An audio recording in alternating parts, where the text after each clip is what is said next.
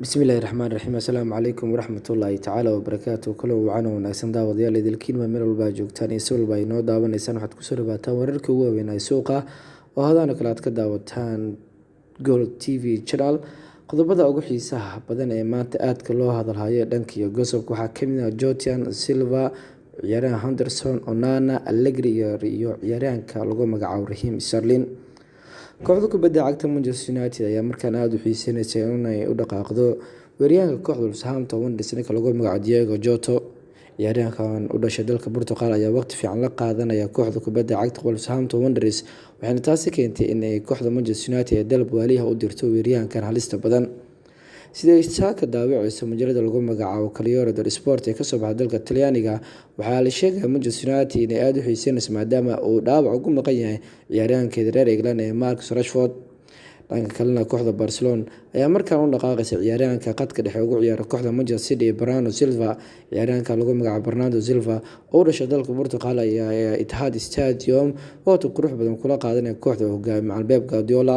waxaa aad u xiiseynaysa naadiga uu hogaamiyo kooxda kubadda cagta Barcelona Quique Setién wuxuuna rabaa inuu keeno gegada Camp Nou ee gobolka Catalonia. Daily Express ayaana sheekadani fahansan.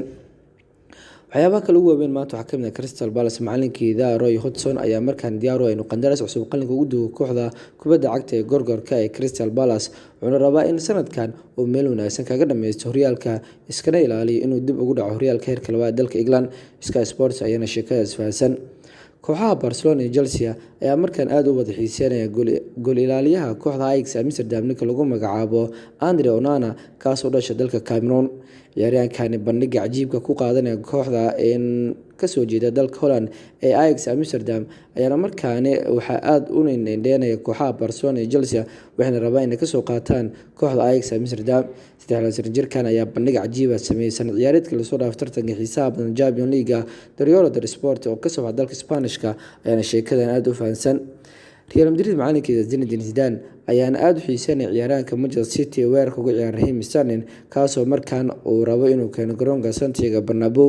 xidiga hore kooxda Liverpool ayaana markaan waayo fiican ku qaadanaya kooxda Manchester City waxaana ay rabtaa in kooxda Real Madrid ay kasoo qaadato maadaama ilaa imika ay laasan tahay booska dhameystiran ciyaaryahan Cristiano Ronaldo.